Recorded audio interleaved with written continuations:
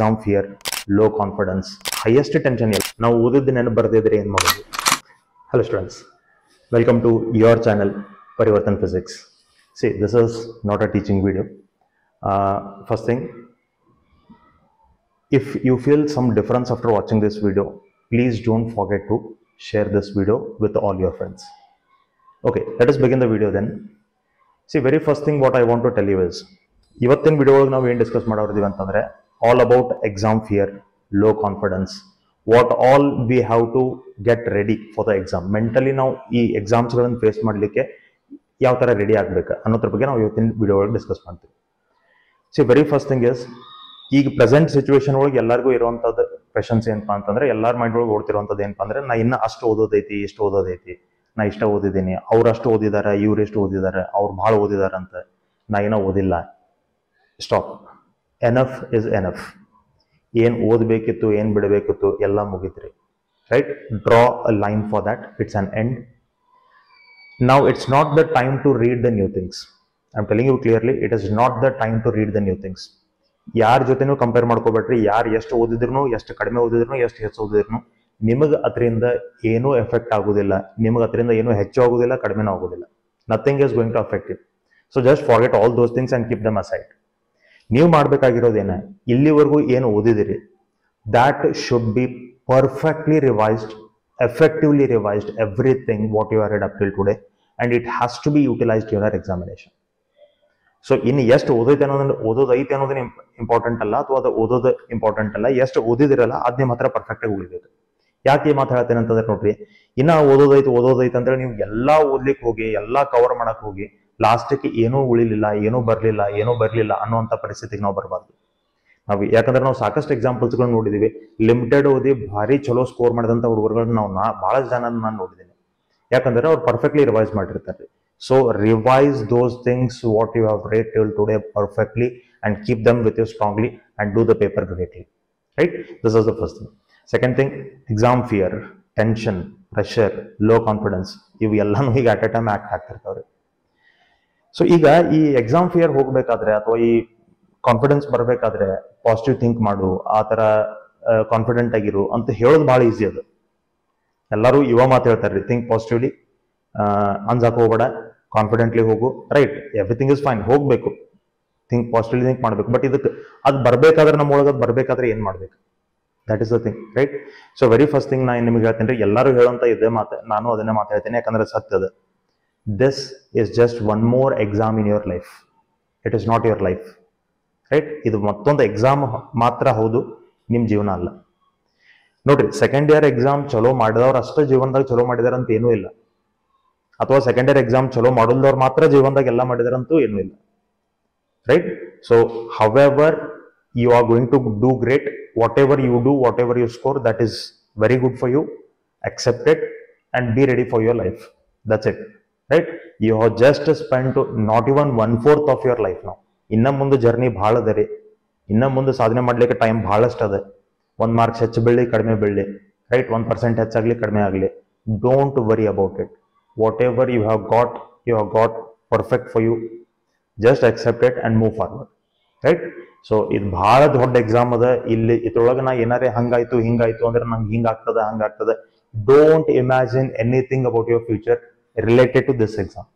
It is just an exam. ಈ ಎಕ್ಸಾಮ್ದಿಂದ ನಮ್ದು ಫ್ಯೂಚರ್ ಹಂಗಾಗ್ತದೆ, ಹಿಂಗಾಗ್ತದೆ, no doubt it is important.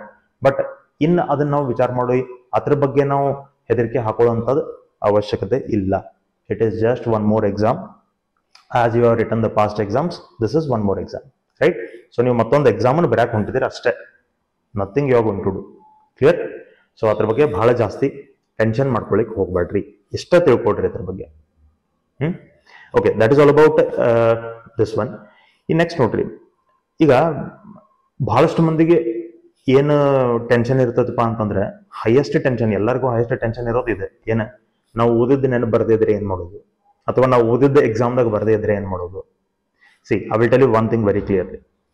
ಯಾವುದೋ ಎಕ್ಸಾಮ್ ನೋಡ್ರಿ, no exam will be completely tough or no exam will be completely easy. Every exam will be balanced. Mentally ಇದು ನೀವು ತಯಾರಾಗಿ ಹೋಗ್ರಿ. ಕ್ವೆಶನ್ ಪೇಪರ್ ಒಳಗೆ ಒಂದು ಕ್ವೆಶನ್ ನಮಗೆ ಗೊತ್ತಿರದೇ ಇರುವಂಥದ್ದು ಅಥವಾ ನಾವು ಓದೇ ಇರುವಂಥದ್ದು, ರೈಟ್, ಅಥವಾ ನಾವು ಓದಿನೂ ನಮಗೆ ನೆನ್ಪು ಬರದೇ ಇರುವಂಥದ್ದು ಒಂದು ಕ್ವೆಶನ್ ಇರೋದ್ರಿ. ಇದು ನೀವು ಮೆಂಟಲಿ ಫಿಕ್ಸ್ ಇಟ್ಕೊಂಡು ಹೋಗ್ರಿ, ರೈಟ್. ಸೊ ಈಗ ನೀವು ಇಷ್ಟು ತಿಳ್ಕೊಳ್ರಿ, ಎಲ್ಲ ನಾವು ಓದಿದ್ದ ಬರ್ಬೇಕಂತ ಏನಿಲ್ಲ, ಅಥವಾ ಎಲ್ಲ ನಾವು ಓದಿಲ್ದ ಬರ್ತದ ಅಂತ ಏನೂ ಇಲ್ಲ. ಯಾವ ಎಕ್ಸಾಮ್ ಕ್ವೆಶನ್ ಪೇಪರ್ ಸೆಟ್ ಮಾಡ್ಬೇಕಾದ್ರೆ ಯಾವ ಎಕ್ಸಾಮಿನರು ನಿಮ್ಮನ್ನ ಟಾರ್ಗೆಟ್ ಆಗಿ ಇಟ್ಕೊಂಡು ಸೆಟ್ ಮಾಡಿರಂಗಿಲ್ಲ. ಸೊ ನೀವೇನ್ ಮಾಡ್ರಿ, ಏನ್ ಓದಿದಿರಲ್ಲ ಇದನ್ನ ತಲೆಗೆ ಇಟ್ಕೊಂಡು ಹೋಗ್ರಿ. Whatever I have read that is going to be there in the paper. Go this with belief, with this faith.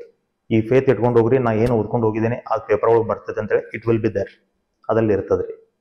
ಆಮೇಲೆ ನನ್ನ ಸಜೆಷನ್ ಏನ, ಈಗ ನೀವು ಕ್ವೆಶನ್ ಪೇಪರ್ ಓದಬೇಕಾದ್ರೆ don't read the question paper from the first question.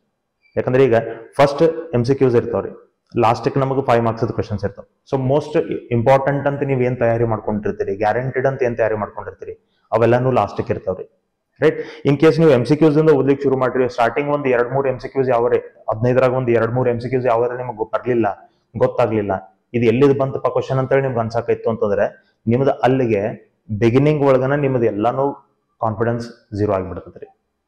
ಅದನ್ನ ಮಾಡ್ಕೊಳ್ಳೋಂಥ ಅವಶ್ಯಕತೆ ಇಲ್ರಿ, right. You directly read the questions from part D.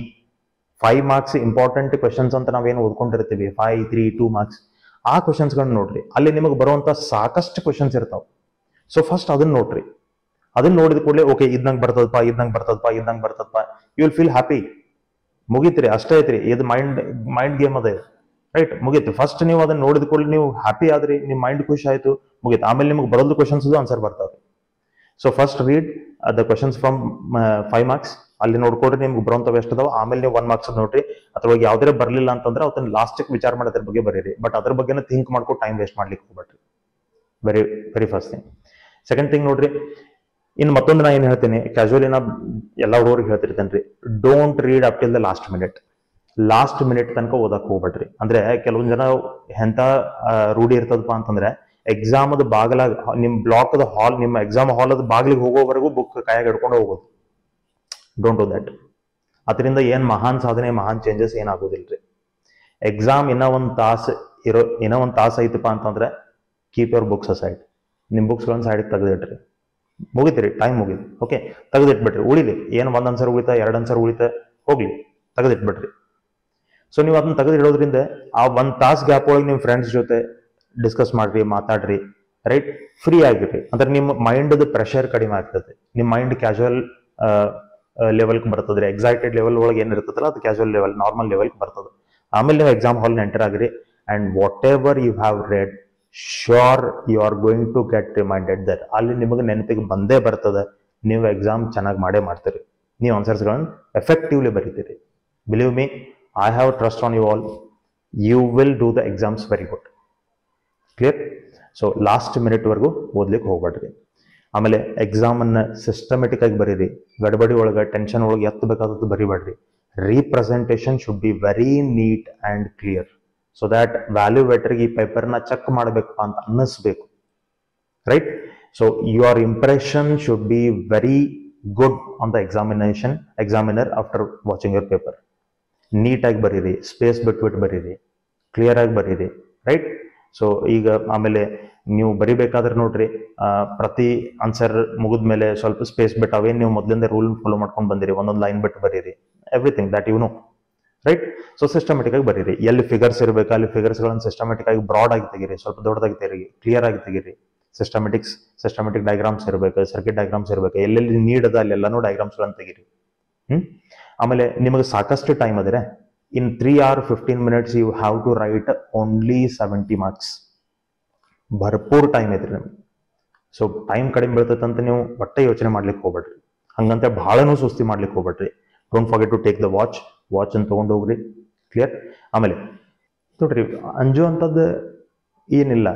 Y? Because ಈಗ ನೋಡ್ರಿ, ಈಗ ಸೆಕೆಂಡ್ PUC ಎಕ್ಸಾಮ್ ಅಂತಂದ್ರೆ entire government will be working for you. Whole educational system ನಿಮ್ಮ ಸಲುವಾಗಿ ಕೆಲಸ ಮಾಡ್ತಾರೆ, ರೈಟ್. ನಿಮಗಂತ ಒಂದು ಪರ್ಫೆಕ್ಟ್ ಸೀಟ್ ಇರ್ತದ್ರಿ. ಅಂದ್ರೆ ಒಂದು ಬೆಂಚ್ ಇರ್ತದೆ, ಒಂದು ನಂಬರ್, ನಿಮ್ಮದೇ ನಂಬರ್ ಎಲ್ಲ ಹಾಕಿರ್ತಾರೆ. ಅವತ್ತಿನ ದಿನ ಆ ಸೀಟ್ ಮೇಲೆ ನಿಮ್ಮನ್ನು ಬಿಟ್ಟರೆ ಬೇರೆ ಯಾರೂ ಕೂಡ್ಲಿಕ್ಕೆ ಅವಕಾಶ ಇಲ್ಲ. Not even the prime minister can come and sit there. It is the seat only made for you. ಎಲ್ಲ ಬಸ್ ನೀವು ಹಾಲ್ ಟಿಕೆಟ್ ತೋರಿಸ್ರಿ, ಫ್ರೀ. ನಿಮ್ಮನ್ನು ಅಲ್ಲಿ ತನಕ ಸೆಂಟರ್ವರೆಗೂ ಬಿಡ್ತಾರೆ. ರೈಟ್. ಸೊ ಅಷ್ಟು ಇಂಪಾರ್ಟೆನ್ಸ್ ಈ ಎಕ್ಸಾಮ್ಗೆ ಅದ. So everything is made for you. ನಿಮ್ಮ ಕಂಫರ್ಟಬಿಲಿಟಿಗೋಸ್ಕರ ಎಲ್ಲನೂ ರೆಡಿ ಮಾಡಿರ್ತಾರೆ. ಸೊ ಅಲ್ಲಿ ಏನು ಅಂತದ ಹೆದರುವಂಥದ್ದು ಏನಿರಂಗಿಲ್ಲ. ಎಕ್ಸಾಮ್ ಎನ್ವಿರಾನ್ಮೆಂಟ್ ಭಾಳ ಕೂಲ್ ಇರ್ತದೆ ರೀ, ಕಾಮ್ ಇರ್ತದೆ. Go enter the exam hall with patience, sit there with patience, calmly ಕೂಡ್ರಿ, ಪರ್ಫೆಕ್ಟ್ಲಿ ಆನ್ಸರ್ಸ್ಗಳನ್ನು ಬರೀರಿ. ಕ್ಲಿಯರ್. ಆಮೇಲೆ ಒನ್ ಮೋರ್ ಥಿಂಗ್, ಈಗ ಇಲ್ಲಿವರೆಗೂ ನೀವು ಭಾಳಷ್ಟು ಎಕ್ಸಾಮ್ಸ್ಗಳನ್ನು ಬರೆದಿರ್ತೀರಿ. ಕೆಲವೊಂದು ಎಕ್ಸಾಮ್ ಚಲೋ ಆಗಿರ್ತಾವೆ, ಕೆಲವೊಂದು ಎಕ್ಸಾಮ್ ಡೌನ್ ಆಗಿರ್ತಾವೆ. So and so that happens, right. So remember this thing, your past exams are not going to affect this exam. ನಿಮ್ಮ ಹಳೆ ಯಾವುದೇ ಎಕ್ಸಾಮ್ದ ಎಫೆಕ್ಟ್ ಈ ಎಕ್ಸಾಮ್ ಮೇಲೆ ಇರೋದಿಲ್ಲ. This exam is going to be your best exam. ಇದು ನಿಮ್ಮದು best exam ಆಗಿರೋದೇ. Go with that confidence, enter the exam hall with confidence, come out with a smile on your face. You will do greatly. I have that confidence. Clear? Amale, one last very, very important thing. After completing any exam, going to the home and checking the paper is the worst thing you will do. So don't do that. ಇವತ್ತಿನ paper ಮುಗಿತಾ ಮನೆಗೆ ಹೋಗಿ ಅದನ್ನು check ಮಾಡಕ್ಕೆ ಹೋಗ್ಬೇಡ್ರಿ, cross verify ಮಾಡಬೇಡ್ರಿ, ಅಥವಾ ಅದ್ರ ಬಗ್ಗೆ ರಿಮೈಂಡ್ ಮಾಡ್ಕೊಂಡು ನಂದು ಇಲ್ಲಿ ಮಿಸ್ಟೇಕ್ ಆಯ್ತು, ಇಲ್ಲಿ ಮಿಸ್ಟೇಕ್ ಆಯ್ತು, ನೋ, ಅದ್ರ ಬಗ್ಗೆ ಡಿಸ್ಕಸ್ ಮಾಡಕ್ಕೆ ಹೋಗ್ಬೇಡ್ರಿ. ಯಾವ ಫ್ರೆಂಡ್ಸ್ ಜೊತೆ ಆಗಲಿ, ಮನೆಯವ್ರ ಜೊತೆ ಆಗಲಿ ಡಿಸ್ಕಸ್ ಮಾಡಬೇಡ್ರಿ. ಯಾಕಂದ್ರೆ the paper which you have given, you can not make any changes in that. ಇನ್ನು ನೀವು ಏನೇ ಮಾಡಿದ್ರು ಕೂಡ ಅದ್ರೊಳಗೆ ನೀವು ಏನೇ ಚೇಂಜಸ್ಗಳನ್ನು ಮಾಡಲಿಕ್ಕೆ ಸಾಧ್ಯ ಇಲ್ಲ. ಇನ್ಫ್ಯಾಕ್ಟ್ ನೀವು ಅದ್ರ ಬಗ್ಗೆ ಏನಾದರೂ ನಾ ಹಿಂಗೆ ತಪ್ಪು ಮಾಡಿ, ಹಂಗೆ ತಪ್ಪು ಮಾಡಿ, ಇದು ಬಿಟ್ನಿ ಅದು ಬಿಟ್ನಿ ಅಂತ ನೀವು ಏನಾದರೂ ಡಿಸ್ಕಷನ್ ಮಾಡ್ಲಿಕ್ಕೆ ಶುರು ಮಾಡಿದ್ರೆ that will surely effect your next paper. Instead of that you get ready for the next paper. ಈಗ ನೀವು ಇವತ್ತಿನ ಪೇಪರ್ದಾಗ ಎಲ್ಲೋ ಒಂದು ಮಾರ್ಕ್ ನಿಮಗೆ ಮಿಸ್ಟೇಕ್ ಆಗಿತ್ತು, ಅದ್ರದ್ದು ಗಿಲ್ಟ್ ಫೀಲ್ ನೀವು ಇಟ್ಕೊಂಡು ಅದ್ರ ಬಗ್ಗೆ ನೀವು ಏನಾದರೂ ಡಿಸ್ಕಸ್ ಮಾಡ್ಕೊಂಡು ಕೂತ್ರಿ ಅಂದ್ರೆ ನಿಮ್ಗೆ ನೆಕ್ಸ್ಟ್ ಪೇಪರ್ 100 ಆಗೋದೈತಿ, ರೈಟ್. ನಿಮ್ದು 100 ಆಗೋದೈತಿ. ಬಟ್ ನೀವು ಇಲ್ಲೇ ಅದ್ರ ಬಗ್ಗೆ ನೀವು ಡಿಸ್ಕಸ್ ಮಾಡ್ಕೊಂಡು ಕೂತ್ರೆ ಅದು ನಮಗೆ ಒಳಗೆ ಬರ್ತದ್ರಿ. So surely it will effect the next paper. So don't discuss about the paper which you have given. Past is past, given is given, over is over, right. So think about the next paper, get ready for the next paper again more effectively and do the next exams very good, right? And while going to the exams, don't forget to take your identity card as well as hall ticket. Take all the things, materials which you require for the exams, right? And I am very sure that, I'm very confident that you all will do your exams very fantastically and you will come out from the examination hall with the flying colors, right? I will be praying for you all, wishing you all the very best. I have tried my best to give all the content in the YouTube for you all, and I will be doing these efforts continuously for you all, right? And please don't forget to share this video with your friends who are facing the second PUC exam. And remember this, right after completing your PUC physics exam, I will be waiting for your comments. Share your good news with me on that day. I will be waiting for that. Wishing you all the very best for your annual examinations. Thank you.